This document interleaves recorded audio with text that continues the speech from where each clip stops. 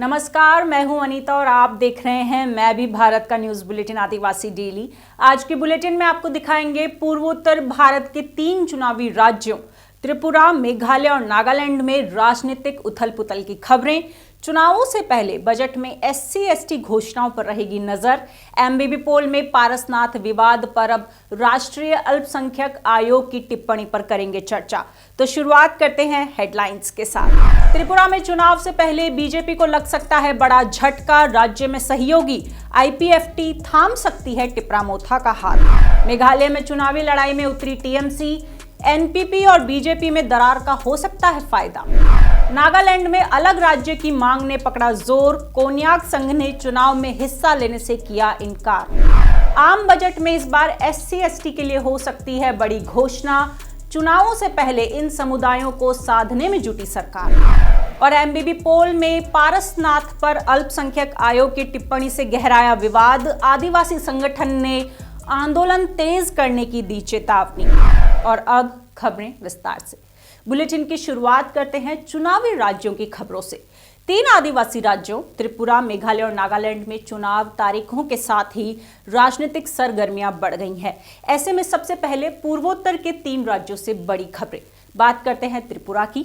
त्रिपुरा में विधानसभा को देखते हुए राजनीतिक उथल पुथल मची हुई है। अब बीजेपी के नेतृत्व वाले सत्तारूढ़ गठबंधन की सहयोगी आदिवासी दल IPFT टिपरा मोथा पार्टी के साथ जाती हुई दिख रही है।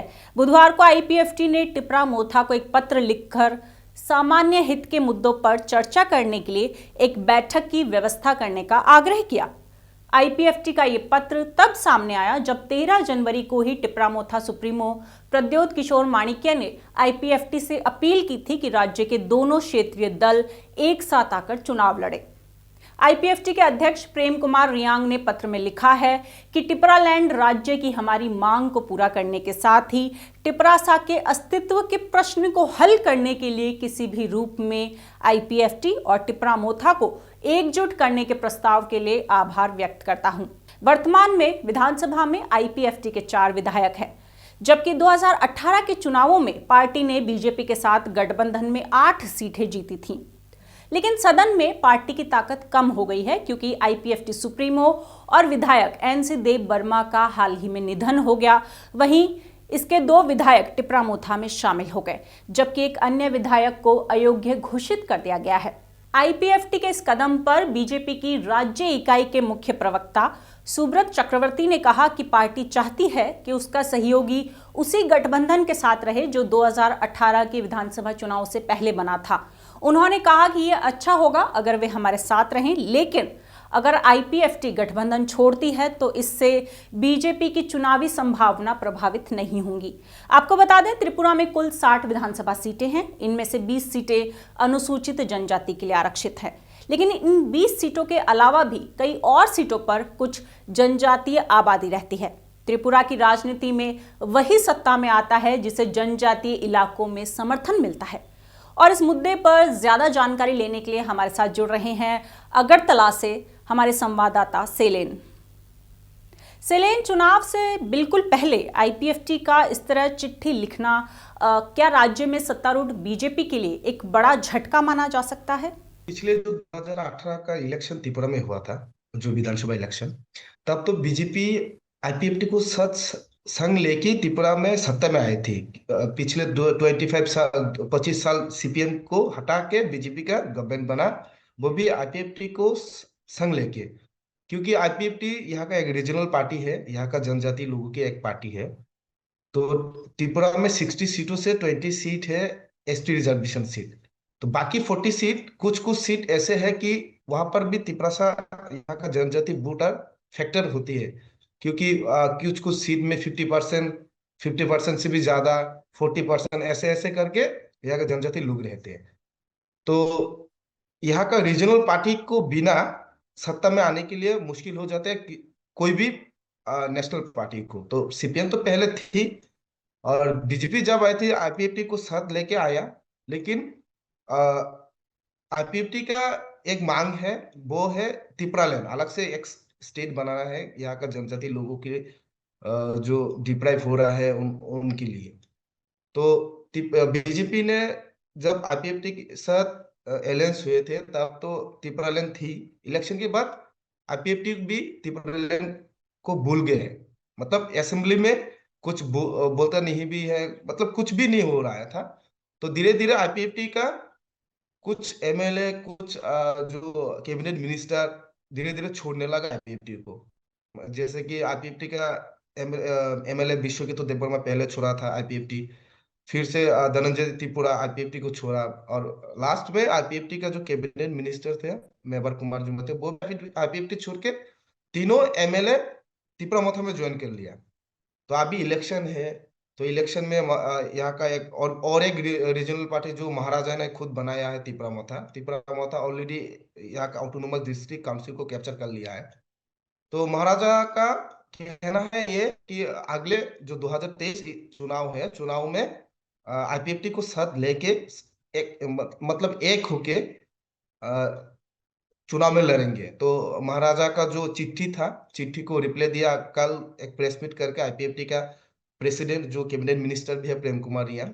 तो प्रेम कुमार रियांग जी ने यही बोला है कि महाराजा के साथ बात करेंगे। मतलब चिट्ठी रिप्लाई दिया है, मतलब ऐसा है कि प्रेम कुमार रियांग और आईपीएफटी भी चाहते हैं कि महाराजा के साथ ही अलायंस होके अगले चुनाव लड़ेंगे। तो बात है कि बीजेपी अभी जो आईपीएफटी के साथ ऑलरेडी सरकार यहाँ पे है अलायंस होके, तो प्रेम कुमार रियांग आईपीएफटी का जो प्रेसिडेंट वो सब कल बोल दिया है कि पिछले चुनाव में अलायंस थे, 5 साल हो गया, अब अगले चुनाव में किसके साथ अलायंस करना है, किसके साथ जाना है, वो आईपीएफटी डिसाइड करेंगे।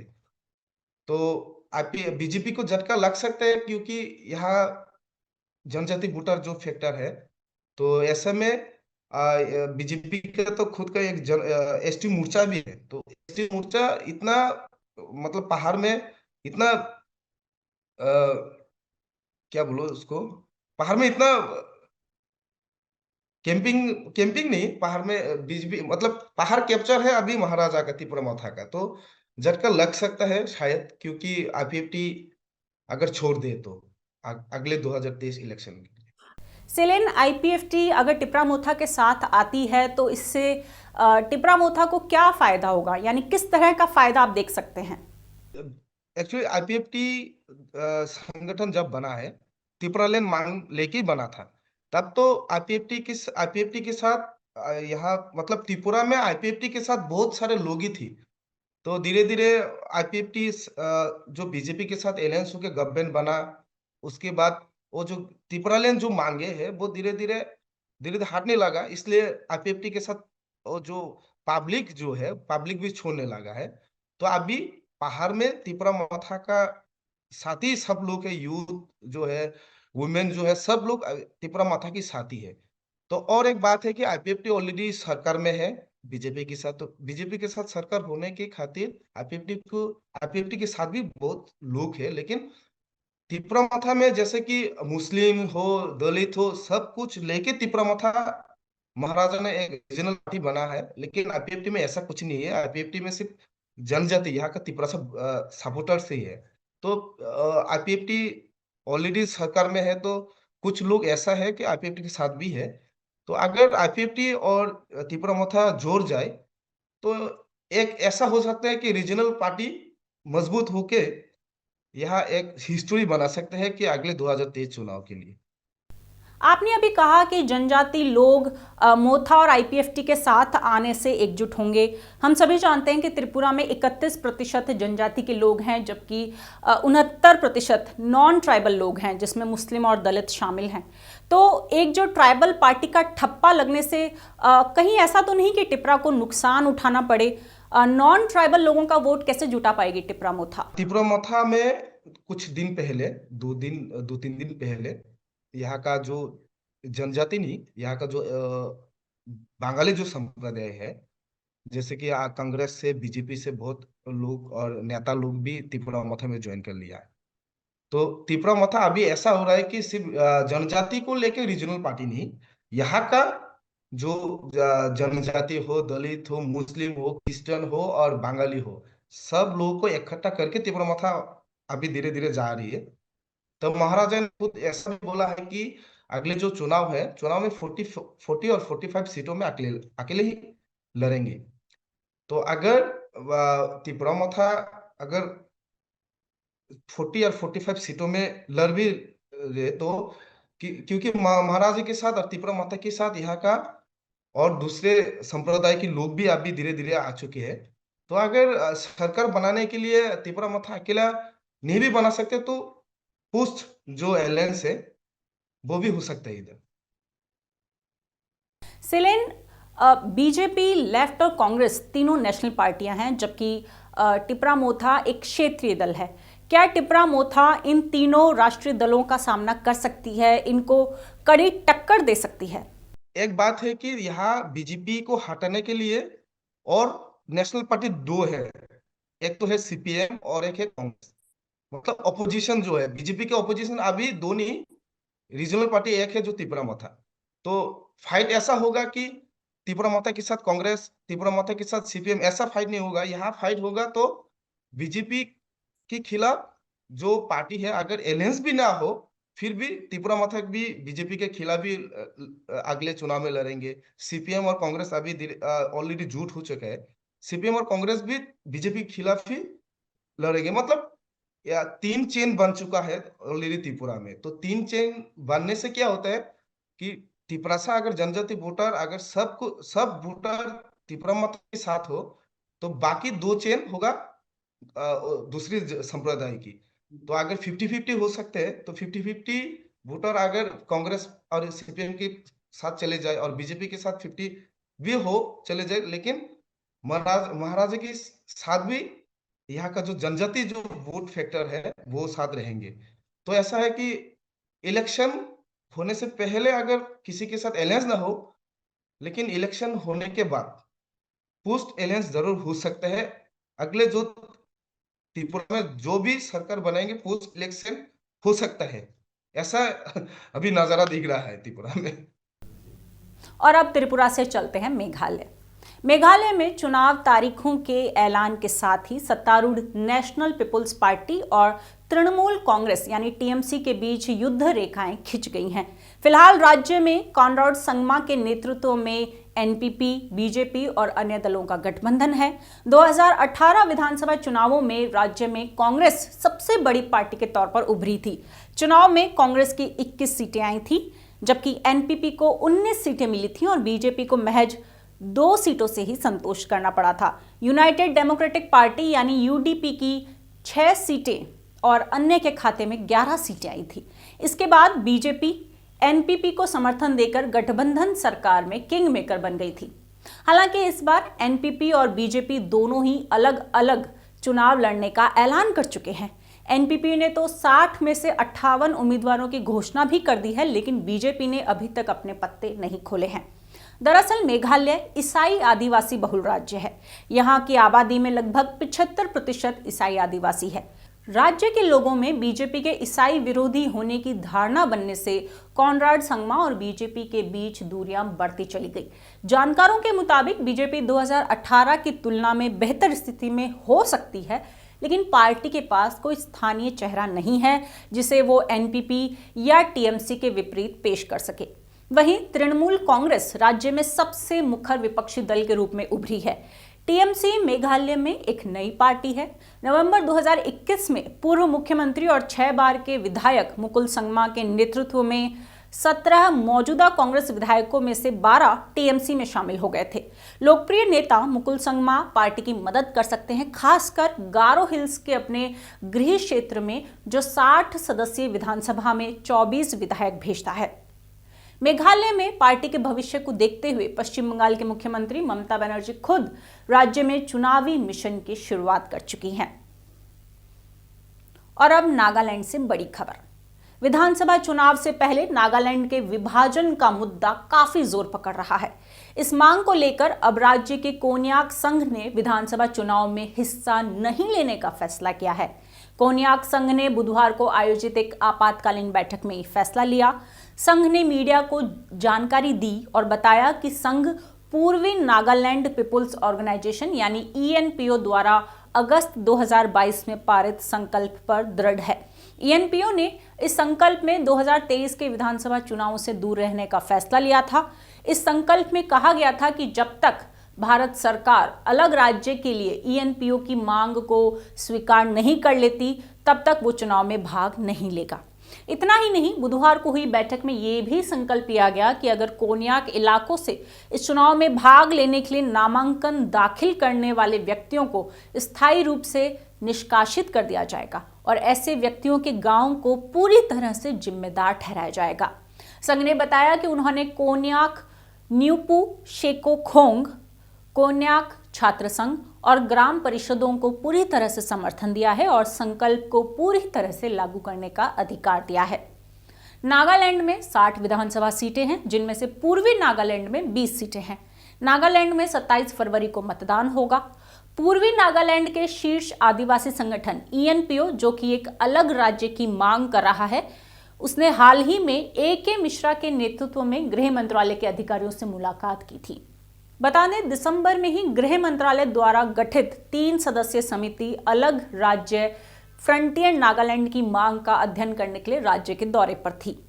इसी मांग को लेकर पूर्वी नागालैंड क्षेत्र की 7 जनजातियों ने हॉर्नबिल महोत्सव में भाग नहीं लिया था। आपको बता दें, पूर्वी नागालैंड में चांग, खियमनियुंग, कोन्याक, फोम, तिखिर, संगतम और यिमख्युंग जनजातियां हैं, जो राज्य के 6 जिलों में फैली हुई हैं। और अब बढ़ते हैं अगली खबर की ओर और बात करते हैं बजट की। वित्त मंत्री निर्मला सीतारमण 1 फरवरी को केंद्र सरकार की ओर से आम बजट पेश करेंगी। इस बजट से सबको उम्मीदें हैं। 9 राज्यों और 1 केंद्र शासित प्रदेश के चुनाव से पहले सबकी नजर इस बजट पर टिकी है। ये माना जा रहा है कि चुनावों को देखते हुए इस केंद्रीय बजट में सामाजिक क्षेत्र, विशेष रूप से अनुसूचित जातियों, अनुसूचित जनजातियों को सीधे लाभ पहुंचाने वाली योजनाओं को बढ़ावा देने पर जोर दिया जाएगा। जानकारों के मुताबिक इस बजट में अनुसूचित जनजाति और अनुसूचित जाति बहुल जिलों में बुनियादी ढांचे के निर्माण पर जोर दिए जाने की संभावना है, जबकि SC/ST के छात्रों के लिए आवासीय विद्यालयों और छात्रावासों के निर्माण के लिए आवंटन में वृद्धि और प्रधानमंत्री आदि आदर्श ग्राम योजना के तहत 40% से अधिक जनजातीय आबादी वाले गांवों में बुनियादी ढांचागत सुविधाओं में सुधार करने की संभावना है। 2023-24 बजट में सबसे ज्यादा ध्यान SC/ST के कल्याण के लिए केंद्रीय मंत्रालयों को आवंटित धन पर होगा। केंद्र सरकार के 41 मंत्रालयों में आदिवासी इलाकों में विकास कार्यों के लिए धन उपलब्ध कराने का प्रावधान है। वर्तमान में केंद्र के इन 41 मंत्रालयों में SC/ST की लक्षित योजनाओं के लिए कुल बजट प्रावधान का 2 या 2.5% निर्धारित किया जाता है। आगामी बजट में कुछ मंत्रालयों को इन योजनाओं के तहत धन आवंटित करने से छूट मिलने की संभावना है। केंद्र सरकार ने 2022-23 के बजट में 89,265 करोड़ रुपए ST के कल्याण के लिए आवंटित किए थे, जिनमें से लगभग 71.67% का उपयोग ही किया गया है।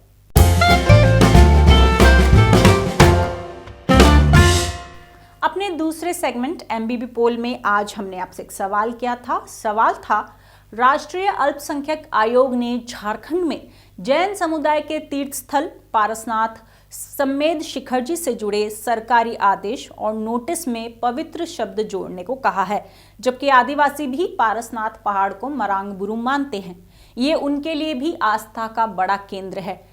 इस स्थिति में क्या राष्ट्रीय अल्पसंख्यक आयोग को ऐसे किसी हस्तक्षेप या आदेश से बचना चाहिए था?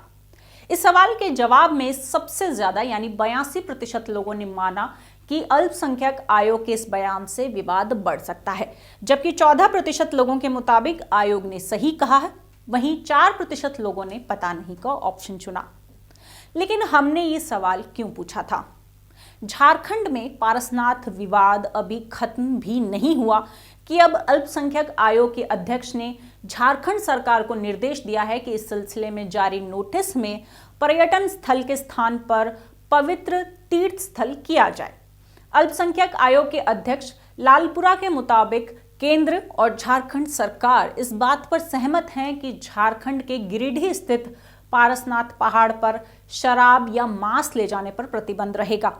आयोग के मुताबिक केंद्र और राज्य दोनों सरकारों ने यह फैसला किया है कि पारसनाथ पहाड़ जैनियों का तीर्थ स्थल ही बना रहेगा। मंगलवार को दिल्ली में अल्पसंख्यक आयोग ने इस सिलसिले में एक सुनवाई की थी। वहीं अल्पसंख्यक आयोग के इस बयान पर आदिवासी संगठनों ने आपत्ति दर्ज की है। आदिवासी सेंगल अभियान ने एक बयान जारी कर कहा है कि पारसनाथ पहाड़ पर असली हक आदिवासियों का है। सेंगल अभियान ने पूछा कि अगर पारसनाथ सिर्फ जैन समुदाय का है तो वहां आदिवासियों के मरांग बुरु यानी ईश्वर और युग जाहिर थान का क्या होगा। अभियान ने कहा कि आयोग, केंद्र और झारखंड सरकार तीनों का फैसला आदिवासी अस्तित्व, पहचान, हिस्सेदारी पर घातक हमला है। यह आदिवासियों के संवैधानिक अधिकारों के खिलाफ है। आदिवासी सेंगल अभियान ने चेतावनी दी और साफ कहा कि इसे बर्दाश्त नहीं किया जाएगा। ये संगठन करो या मरो की तर्ज पर लड़ेगा। दरअसल गिरिडीह में कल ही यानी 18 जनवरी को झारखंड के मुख्यमंत्री हेमंत सोरेन ने कहा था कि पारसनाथ मरांग बुरु आदिवासियों का था और हमेशा रहेगा। मरांग बुरु को लेकर आदिवासियों का आंदोलन जारी है। आदिवासी सेंगल अभियान ने मरांग बुरु को मुक्त कराने के लिए 17 जनवरी से 1 महीने की लंबी यात्रा शुरू कर दी है। अभियान के अध्यक्ष और पूर्व सांसद सालखन मुर्मू इस यात्रा की अगुवाई कर रहे हैं। ये यात्रा देश के 5 राज्यों असम, बिहार, ओडिशा, पश्चिम बंगाल और झारखंड के आदिवासी बहुल 50 जिलों में विरोध प्रदर्शन करते हुए फरवरी में खत्म होगी, जिसके बाद 14 फरवरी को रांची में राष्ट्रीय आदिवासी एकता महासभा के अलावा मरांग बुरु सरना महाधरना का आयोजन किया जाएगा। इससे पहले 10 जनवरी को पारसनाथ पहाड़ियों पर हजारों आदिवासियों ने महाजुटान किया था। आपको बता दें, झारखंड की राजधानी रांची से करीब 140 किलोमीटर दूर गिरिडीह का ये इलाका आदिवासी बहुल है। ऐसे में केंद्र और राज्य सरकार को ये ध्यान रखना होगा कि जैन समुदाय की धार्मिक भावनाओं के साथ साथ आदिवासी भावनाओं का भी ध्यान रखा जाए। इस मामले में एक तरफा फैसले ने आदिवासियों में नाराजगी बढ़ा दी है, जिससे टकराव की स्थिति बनी हुई है। ऐसे में अल्पसंख्यक आयोग ने आग में घी डालने का काम कर दिया है। कम से कम हमारे पोल में 82% लोग तो यही मानते हैं कि आयोग के बयान से विवाद और बढ़ जाएगा।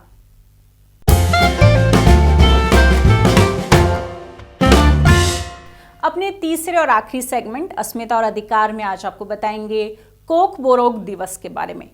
कोक बोरोक पूर्वोत्तर भारत के राज्य त्रिपुरा की भाषा है। कोक बोरोक भाषा के विकास का जश्न मनाने के लिए त्रिपुरा में हर साल 19 जनवरी को त्योहार मनाया जाता है।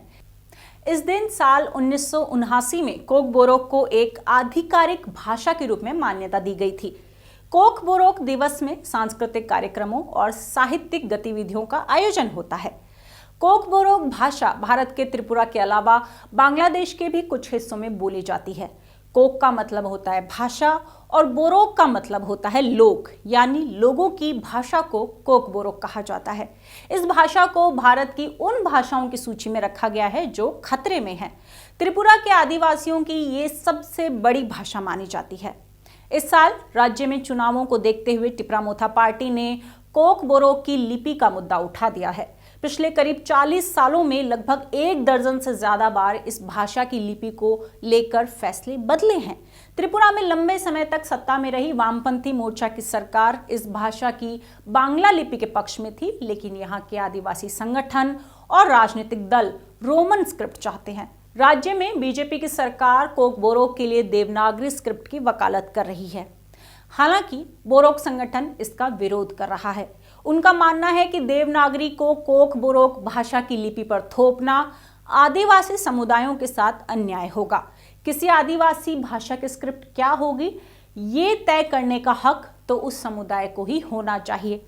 आज भी 12वीं कक्षा तक स्कूलों में कोक बोरोक के लिए बांग्ला लिपि का ही इस्तेमाल किया जाता है, लेकिन कॉलेज और यूनिवर्सिटी में रोमन स्क्रिप्ट ही इस्तेमाल हो रही है। और ये था आज का हमारा आदिवासी डेली बुलेटिन। अगर आप हमसे जुड़ना चाहते हैं तो नीचे दिए गए नंबर पर हमें मिस कॉल दें। इसके साथ ही अगर आप कोई सुझाव हमें भेजना चाहते हैं तो कमेंट बॉक्स में लिखकर बताएं। इस वीडियो को लाइक ज़रूर करें और मैं भी भारत के YouTube चैनल को सब्सक्राइब करना ना भूलें। धन्यवाद।